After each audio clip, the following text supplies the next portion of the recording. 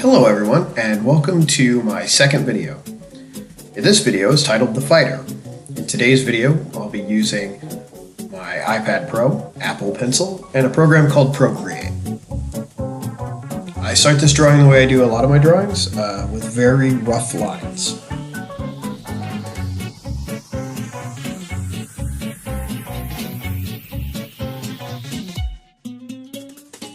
Once I lay in the roughs and get kind of an idea of the form and the overall shape that I want to work with, I go through and redraw a lot of these things. I go through a very iterative process of rough lines and then refining a shape and then moving on to the next shape and refining that shape.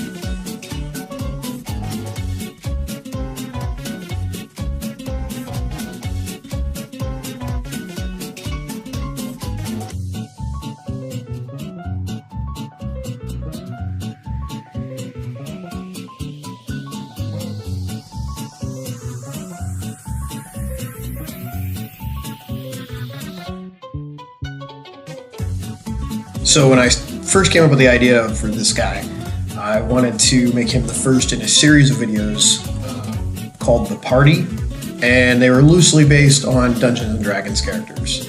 You know, the classic classes like the Fighter, the Rogue, the Mage, and things like that. So we started with the Fighter. I wanted to keep his design somewhat grounded in reality, so I went to Google and Googled some medieval armor, about like 14th century stuff, and started working from there. Always like trying to come up with little accessories for my characters to kind of like give them a little more story or a little bit of more interesting details. You know, where has he been? Where did he get that thing? You know, what does this mean? Kind of stuff. It really helps sell the character and make them more relatable or interesting.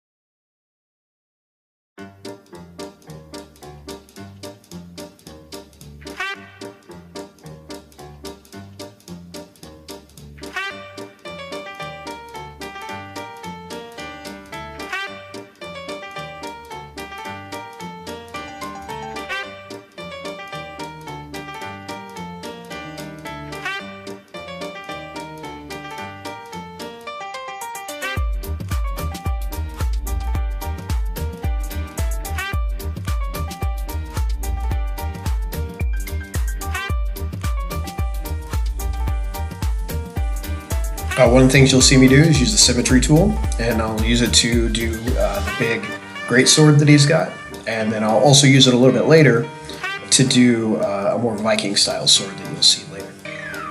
Don't mean a thing if it ain't got that swing. Don't mean a thing if it ain't got that swing. Don't mean a thing if it ain't got that swing.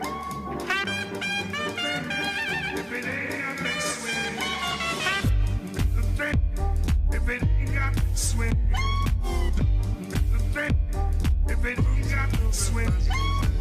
I said don't mean a thing, and all you got to do is sing like la la la la la la do do do do do. Now it makes no difference if it's sweet or hot.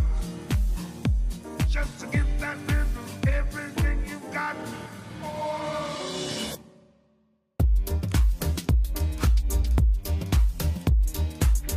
Bop. Bop, do, do, do. Bop.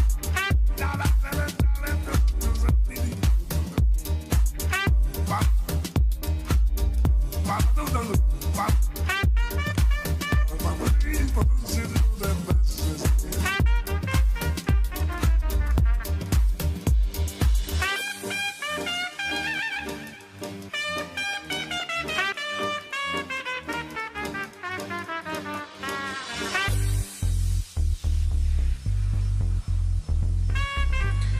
So there's where you see me use the symmetry tool again to rough out the more Viking style. Something sweet. Now it ain't the melody, and it ain't the music. There's something else that makes this tune complete. It don't mean a thing. Don't mean a thing. Don't mean a thing if it ain't got that swing.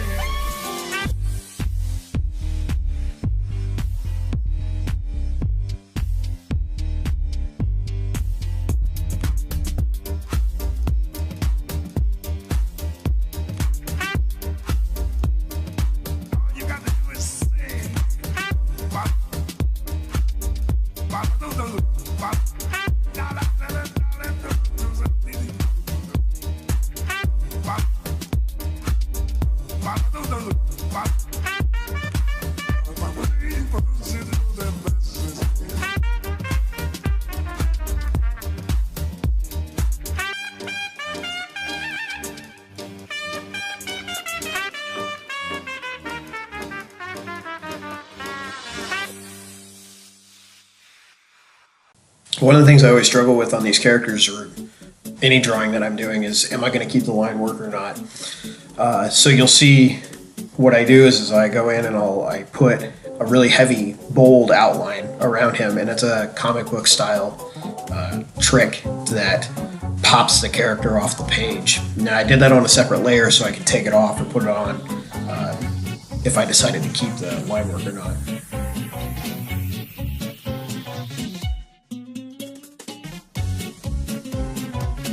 In the end, I do keep the line work. You'll see it get kind of soft and fuzzy, and that's because once I've finished the lines, I go and I duplicate that layer and I add a slight blur to it.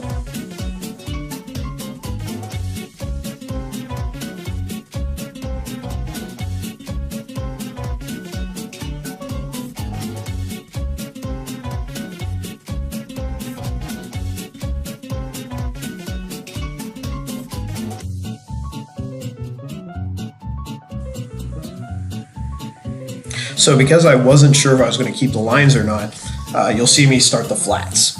And that just means that I go in and I paint a master flat that's the overall silhouette of the character. I usually do that in gray, and then leave it at the very bottom of my layer stack so I can use it as a selection later. Once I've done that, I go in and I section out each piece of the character that I think I'll need to have on a different layer. Some of the layers are grouped, like the armor, the pants, the gloves, the belt, and stuff like that. Then I'll go in and I'll use those painted layers, those flats, as selections to paint in, so I don't paint outside of those lines.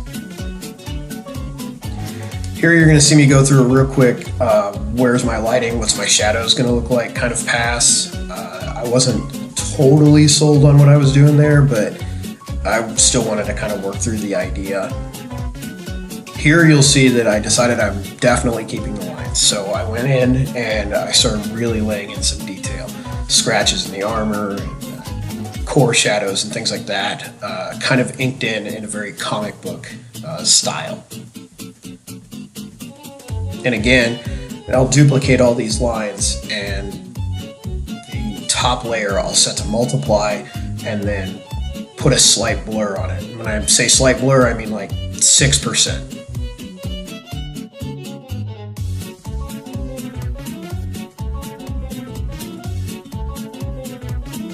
Once I finish up the lines, I go back to painting. And you'll see that I cool off the shadows quite a bit. I go in and I use a very desaturated blue.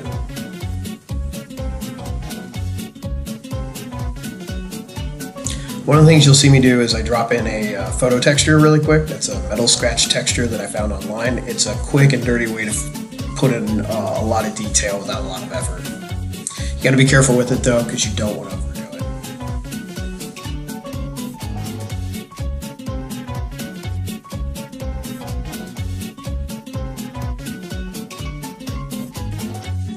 So I go in and start adding in a background and adjust some of the shadow layers simultaneously. I'm all over the place here. But I ended up putting a vignette around him, and I didn't really like it. So I changed the canvas size a little bit, and then I repaint the background, and then I adjust the shadow layer. And then I drop in another adjustment layer, change the lighting, warm the lighting up. And then what you'll see is I go in and I add a rim light. Now I'm doing that with my drawing pencil, and it is pretty close to pure white, just on the back side of the character there. It really help sell him and pop him off the background there. One of the things I had to do was go in and adjust the size of his right foot. It was a little too small, it was a little off. So I went in there and adjusted that, and then I had to go back and fix some of the shadows. After that, some real quick tweaks, and that's it.